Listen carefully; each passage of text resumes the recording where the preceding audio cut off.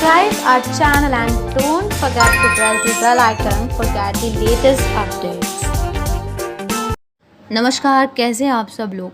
इन दिनों में हम में से काफ़ी लोगों को लास्ट ईयर की याद ज़रूर आती होगी कि कैसे हम सभी ने बड़ी मुश्किल से घर रहकर कोरोना गाइडलाइंस को फॉलो किया था।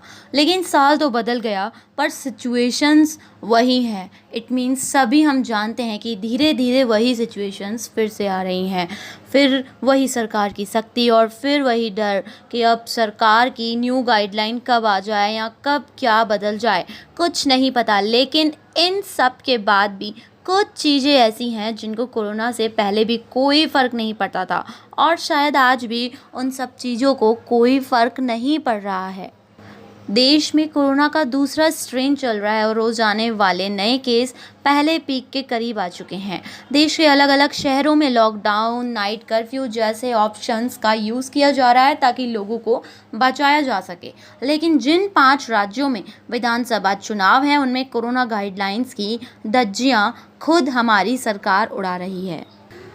चुनावी राज्यों में सिर्फ केरल ही एकमात्र राज्य ऐसा है जहां कोरोना के केस बहुत कम हुए हैं। बंगाल में 1 मार्च तक औसतन 171 नए केस आ रहे थे, लेकिन 1 अप्रैल को यह जो नंबर ऑफ केसेस है इंक्रीज़ होकर 1274 हो चुका था। तमिलनाडु में 1 मार्च तक एवरेज 474 कोरोना केस आ रहे थे, लेकिन 1 अप्रैल को ये जो आंकड़ा है वो 2817 पर पहुंच चुका है। और असम की बात करें तो असम में 1 मार्च को केसों की औसत संख्या 15 थी, लेकिन 1 अप्रैल में वहां भी 50 मरीज आखिर मिल ही गए। पश्चिमी बंगाल में 1 अप्रैल को यह दूसरे फेज के चुनाव के बाद 20 से ज़्यादा ऑब्जर्वर कोरोना पॉजिटिव पाए गए हैं। चुनाव आयोग के अधिकारियों ने शनिवार को यह जानकारी दी थी। इलेक्शन कमीशन के सूत्रों ने बताया कि पॉजिटिव पाए गए 20 लोगों में से कुछ की रिपोर्ट ड्यूटी ज्वाइन करने के पहले ही आ गई थी।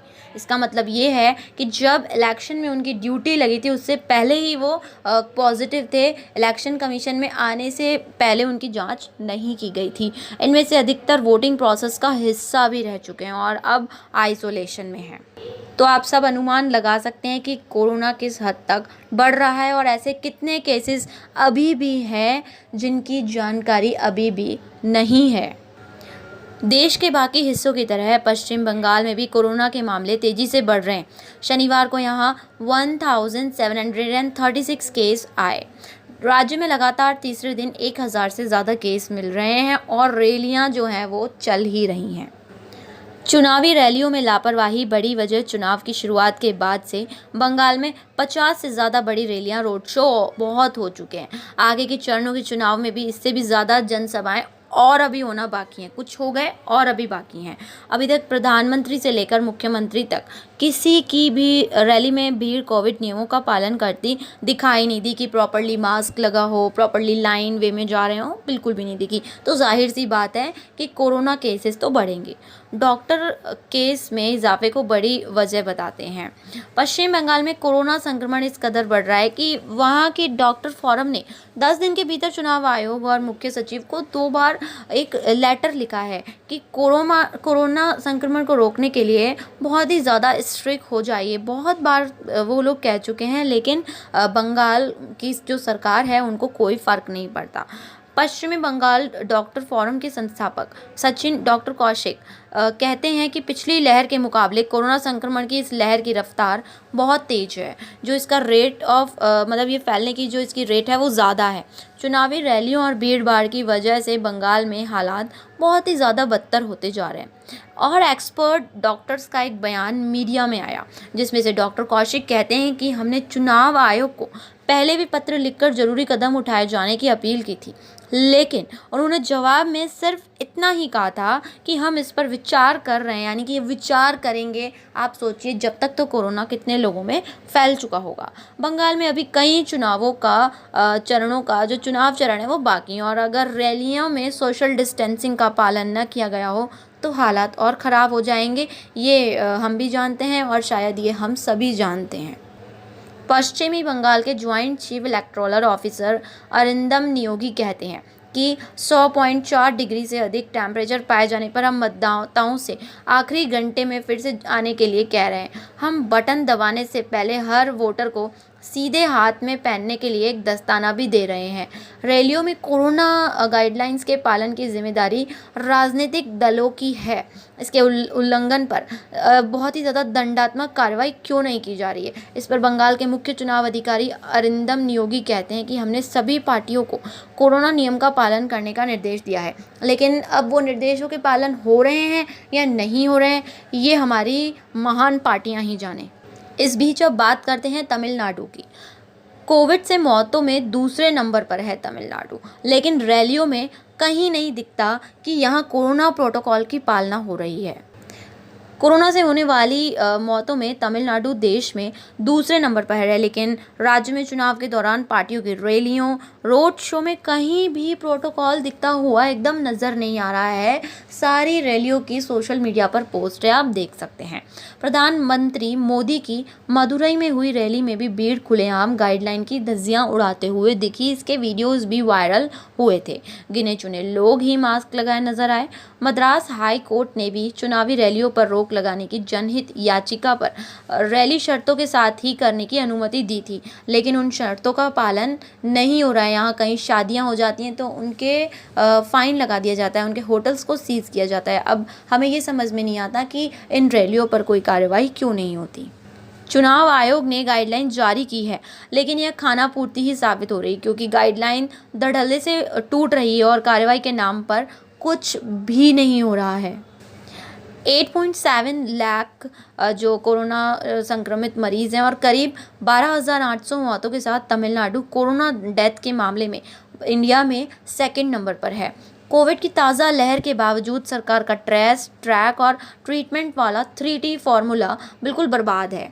जबकि कोरोना की पहली लहर के दौरान प्रोटोकॉल उल्लंघन के लगभग 15,000 मामले दर्ज किए गए थे। तमिलनाडु के प्रमुख सचिव डॉक्टर जे राधाकृष्ण कहते हैं कि हमने राज्य का चुनाव आयोग से कोविड प्रोटोकॉल का पालन सुनिश्चित करने को कहा था, लेकिन अब वो हो नहीं रहा है, उसके बारे में इनका कुछ भी कहना नहीं है। जिला कलेक्टर और पुलिस से मामले दर्ज करने को कहा गया है। कितने मामले दर्ज हुए इस पर अभी आधिकारिक चुप्पी साध के बैठे हुए हैं वो लोग। चुनाव आयोग ने कोविड के चलते पोलिंग बूथ की संख्या 20% बढ़ाकर करीब 87,000 कर दी थी।